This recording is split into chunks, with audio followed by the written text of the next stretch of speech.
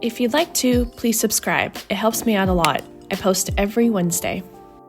Hey everyone, my name is Catherine and thank you so much for clicking on my video. Today I am in Peru with EF Ultimate Break. Today is the first day I am starting their 10-day trip in Peru, and I'm specifically in Lima, the capital, and tomorrow we're going to be flying to Cusco, which is about an hour's worth of flying. If we were to drive, it would be like, I think my guide said 22 hours because of just the mountains and having to go like around and about everything. Today's actually the end of the first day, or should I say second, because yesterday was the travel day for everyone, and when you book these tours it accounts for the travel days as part of like the 10 or whatever days that they are. Today I had my first full day in Lima. We started out at 9:30 a.m. and we had a group meeting. My tour group is like, I think 30 something, even 40 people. My guide said that this is one of the largest groups she's ever had. And then afterwards we went on and started essentially a walking tour of the city, and that was the first couple of hours. So we hit the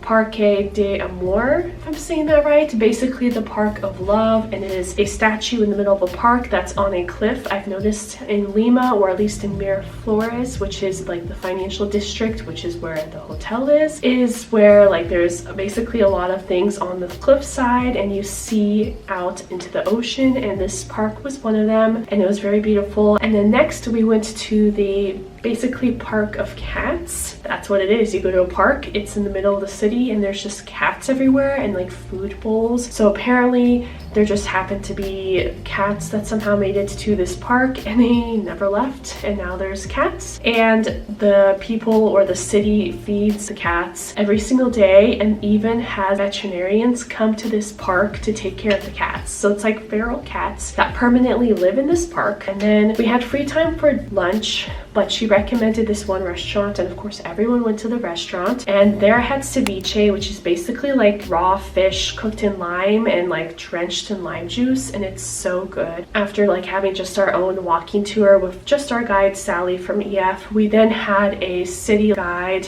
come in and continue on the excursion from 2 until before dinner pretty much, and we went to essentially the Peruvian version of their pyramids. We did that, and then we also went to a church, and underneath it is a catacomb. I didn't get any footage of that because I just kind of felt weird filming human remains like skulls and bones. I usually like to break up my videos by cities, but because we have literally one day in Lima, I'm probably going to go into Cusco and see how it goes from there. But yeah, tomorrow we have a flight to Cusco like I mentioned, and we're meeting at 9:30 and we're going to do like a city tour. I'm just going to pack and get ready for bed and do a couple of things so I'm prepped for the high altitude tomorrow, make sure I'm hydrated and all that good stuff. I will see you all tomorrow in Cusco.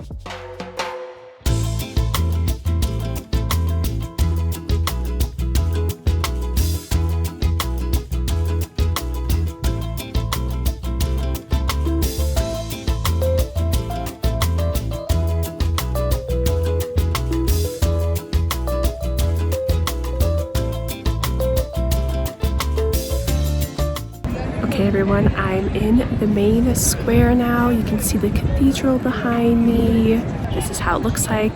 We just got here and it's quite high altitude, so I feel a little out of breath, but overall doing well. Have my water jacket because apparently it gets really cold at night. And yeah, so we're just walking around, and I think there's like, they have like their version of Christ the Redeemer, and we're gonna go up afterwards and check it out. So that is the update. We flew here for 1 hour. We're in Cusco, and yeah, this is the main square. It's very bright here.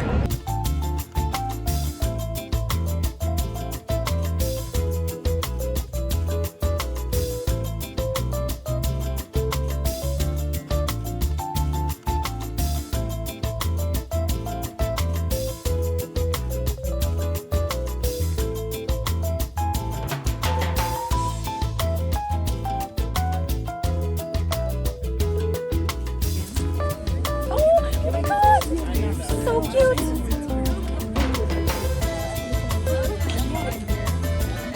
Building at the bottom is the stadium.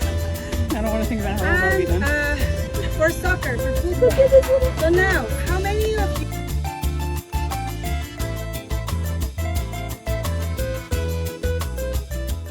Hey everyone, I'm now back in my room. I got to Cusco. I did a little clip earlier of me in the main town square. I'm a little out of breath, which is normal because with Cusco, we are like well over 10,000 feet up from sea level. And so the altitude adjustment is definitely something. And my tour guide has been very adamant about being hydrated, about using hydration packs to avoid getting sick. I'm in my hotel room now. We got here from the airport, dropped off our stuff, and then we walked up to the main square. And then my tour guide was saying that, you know, the Christ the Redeemer statue in Brazil, it's like the famous one on top of the mountain, that there's like a smaller version of it here in Cusco. So we did that, and it was one of those double-decker buses. So we sat up top and went all the way up, and then this woman comes out with a llama and a baby sheep, and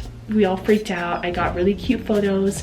Of course, I was like kind of questioning the ethics of it, but my tour guide was saying that like the ethics behind all of that, and I'm assuming the ones or the woman that she has us like take photos with is more like ethical in the way they treat their animals. EF is pretty good about that. So I got some cute photos, and then we stopped by a store and we were able to learn like the differences between items in Peru. Like alpaca wool is very popular, so the difference between real 100% baby alpaca wool versus fake or like partial baby or adult wool.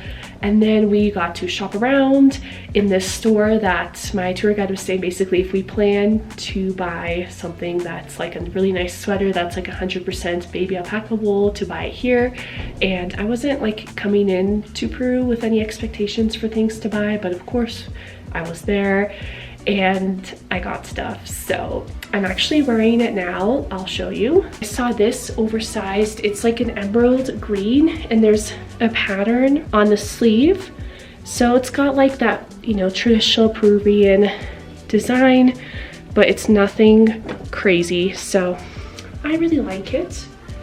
If you can even see, it goes really low, so it's perfect with leggings. I'm gonna wear this to dinner. And then I got one more thing. When I saw this, I like flipped and I was like, okay, I know I'm gonna have to buy it. It looks ridiculous, but for me, it's very special.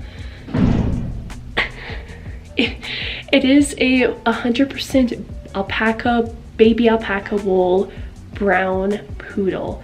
Now they have a bunch of like llamas like this, and I got one in Ecuador, but my dog, Lola, if you've seen any of my like older videos, I had a dog named Lola and she passed away earlier this year, and it's still kind of hard for me to believe, and it's been really difficult. When I saw this guy, this lady, it reminded me of her, and I just knew I had to get it. So it was the only brown poodle and the only like one of two poodles. These are the two items I got, and now I'm gonna do a room tour. This is the door, and then this is an overview of the room with my suitcase. We have a mirror. I'm assuming that's a closet. And that's the bed. It feels pretty comfy. I just felt it with like my hands. That window just goes to like, it's one of those hotels that has like a open middle part, so it doesn't go outside. There's a TV, and then overall very nice. The other one was definitely a lot more modern, but this one still is really nice. In the bathtub, these are my leggings.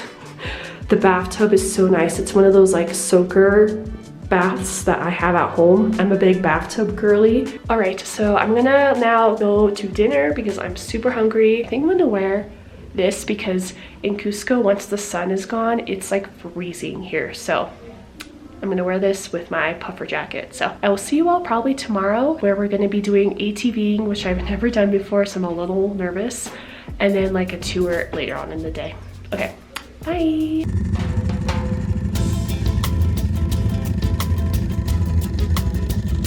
I'm on the ATVs, but mine isn't starting, so I'm waiting to see what happens. But I'm a little nervous because I know the nervous.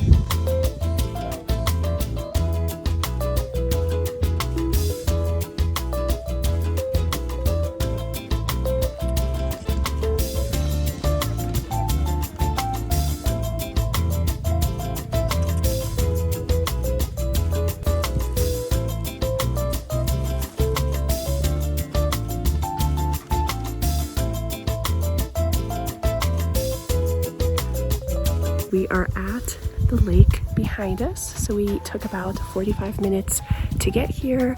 I was nervous, my ATV wasn't working and I didn't get to like do the practice round, so I just had to start with everyone, but I got the hang of it. I'm like super dusty, but we're gonna go another 45 minutes now back to base camp and then take a bus to the salt mines or fields and learn about like salt and all that. So that is the update, and I'm starting to get like better breathing, and it's surprisingly cold. It was like 40 out, so I'm in my t-shirts, sweatshirt and jacket. I thought I was going to take it off, but it's starting to finally warm up, but the wind from the ATV makes it cold. So yeah, I'm glad I did this. I was nervous, but yeah, it was fun.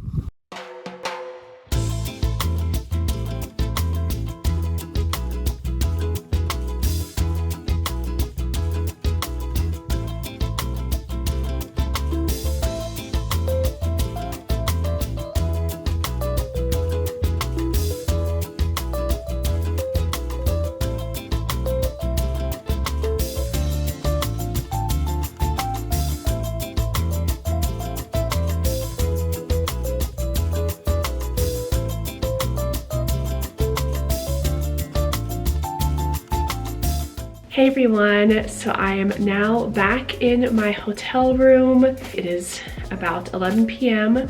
and tomorrow I am technically checking out, but not from this hotel. So what we're doing is we're going to the area like where Machu Picchu is and a bunch of other places around there, and staying for 2 different nights at 2 different places, I believe, but not here. We are taking overnight bags, so basically not our full check-in suitcases. So we leave those in this hotel and I'm leaving mine in my room. I will be back in this hotel in a couple of days. Today's been a pretty good day. I woke up at like 5:30 in the morning to do the ATVs, which I'm not gonna lie, I was a bit nervous for. I've never done it before, and you just hear accidents of like people hurting themselves, breaking bones or whatever. And I know myself personally, I take things slowly and cautiously, and I'm not ever like risky, so the likelihood of me getting in an accident is much lower. Obviously you never know, but I'm not like going super fast and drifting and all that, and I was fine. So I was able to do that. It was a lot of fun. It took a little bit to get used to it because I guess, you know, it's a much more like bulkier machine and you have to kind of be a lot more forceful with the turns. It's kind of a mix between a car and a bike, kind of, because you have like on the handles you kind of have the same like switches a bike might have and like the gears and stuff, but then obviously it's motorized, it's like a car. That was a lot of fun. And then afterwards we got off and we went by bus to the salt mines, which was really cool. To sum it up very quickly, there's a mountain and there's water that drips from the mountain, and it's very high in sodium, and it goes like in a little creek, and the Incas, they built these salt mines that capture the water. The salt mines are only 13 centimeters deep. It's like very shallow, and over time as the water evaporates, the salt stays behind, and that's how they get the salt. We had to walk down a little bit, not too far, and then back up, but it was like, you know, in the heat and the sun, and when you're like 10,000 feet above sea level, you're that much closer to the sun, which in retrospect doesn't seem that much when the sun is so far away, but it's crazy when it's like on Earth. 10,000 feet can make a big difference, and the like UV index is like so much stronger, so you feel the sun so much more, and that's why it's also a lot more important to use sunscreen. We're just really feeling the sun. And I didn't really want to complain too much because there's workers that would go down to the salt mines and they would have these massive bags of salt, and then they'd have to walk all the way up, and not from where we were, but from like the mines, because we like tourists couldn't just go into the salt mines. And those bags would be converted from kilos to pounds, weigh about 110 pounds each, and they're like carrying that on their shoulders and neck. And now I'm like, I don't want to complain, and also it just makes you appreciate like salt, something we use pretty much every single day, and you don't think about all the labor that goes into creating it and manufacturing it and having it come into our lives. So I don't know, it was just one of those moments. We were able to go to a store and get a little bit of like taste test of different kinds of salt, from like pink Himalayan salt to regular to salt you should use on fish and chicken, or smoked salt. So that was pretty cool. So I got like a general salt, cooking salt that you can use on chicken or fish. I also got salt to use like in the bath that was passion fruit flavored, because I love passion fruit. It's like my favorite. We went back and drove like an hour or so back to the hotel, and I was so tired. I was like in and out of sleep. I was like confused on what was going on because I wasn't like fully coherent. We had about an hour and a half to shower and eat because we didn't have lunch. I just quickly got empanadas, and then we met in a certain spot to be able to then do a tour of the like Sun Temple. I couldn't film or like take photos of a lot of different things, and I wanted to be respectful, but basically out of like the whole like Inca Empire, which includes like Peru and Ecuador and kind of like this part, maybe if I have like a map to show, of South America, and this place was the most important place in the entire Inca Empire that even back in the day the kings couldn't even step foot in, and that is because they housed previous kings that have passed on in this temple. And what they would do is they would mummify like the Egyptians, but they would mummify in like a fetal position, because then they believe in reincarnation, and when you're in fetal position, you know, when you're a baby in the womb and you're born, you are in the fetal position, so that kind of like prepares the body to like have a new life. And so they would have these 14 mummified kings, and it's crazy. My guide was saying that they would give them breakfast, lunch, and dinner every single day. They would feed them daily. They would change their clothes daily. They would bring them out into parades and celebrate constantly, and they were just completely celebrated and honored. It's just crazy. And then there's a lot more history where then like the conquistadors came, and there's also an earthquake, because Peru gets a lot of earthquakes, so a lot of it has been destroyed, some of it has been saved, some of it has been changed by the conquistadors. So it was pretty cool to be able to see all of that. We also went into the church. It was a beautiful church. In Peru, Catholicism is the main religion. She was talking about the most important art piece in the church, and it was basically like the Last Supper, but it was like Peruvian style, which was pretty cool. So in the middle was like a guinea pig. They had chicha morada, if I'm saying that right, which is a popular like rice drink that's non-alcoholic. And then afterwards we went and we got jewelry. Peru is known to have some of the best silver in the world. It's 950, whatever the like counts they use, I'm spacing. And I wanted to go to the silver store. I was gonna ask about it, and then my guide just was like, we're gonna go, without me even asking, which was perfect. And then after that we just went and we had dinner. But I will show you what I got for jewelry. I like to wear like dainty jewelry pieces. I have like one here right now, and so I thought it'd be really cool to get something from Peru. I really did not go in with expectations to get stuff from here, but you know, I got this poodle. So I got this opal necklace. It's very dainty. Okay, so it wouldn't focus. I got this necklace. It's very dainty, and that's the kind of jewelry I like. And next I got this bracelet.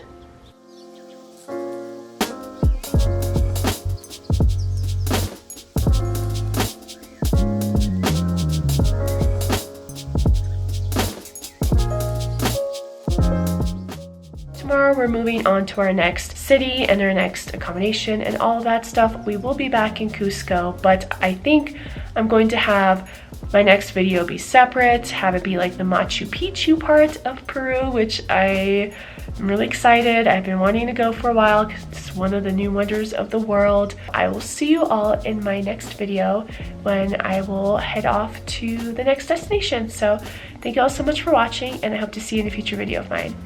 Bye!